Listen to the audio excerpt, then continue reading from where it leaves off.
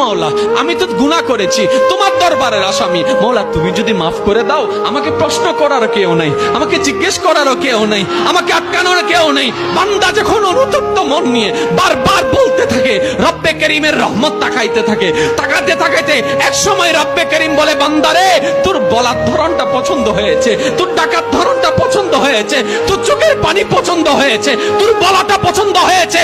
এবার মওলা বলে, আমি তোর সারা জীবনের কত গুনাহ করছিস? বান্দা বলে, মওলা 40,000 পার হয়ে গিয়েছে। কেউ বলে যে মওলা পাহাড় পরিমাণ হয়েছে, কেউ বলে যে মওলা আসমান পরিমাণ হয়েছে। এবার মওলা বলে যে আমি মাফ করে দিলাম, আমি মাফ করে দিলাম, আমি মাফ করে দিলাম, আমি মাফ করে দিলাম, আমি মাফ করে দিলাম, আমার বান্দাকে আমি মাফ করে দিলাম। ফেরেশতা বলে, মওলা এত বড় গুনাহগার, এত বড় আসামি, হাজার গুনাহগার, হাজারটা গুনাহ তওবা করেছে একবার, মাফ চেয়েছে একবার, তুমি মাফ করে দিলা, তুমি মাফ করে দিলা। রব্বে করিম বলে, মাফ করবো না তো কি করব? বান্দাটা কার দেখতে হবে না, বান্দাটা কার দেখতে হবে না। সে রহমানের কাছে মাফ চেয়ে যদি মাফ না পাই, তাহলে তো বিশ্বের কাছে মাথা নত হয়ে যাবে।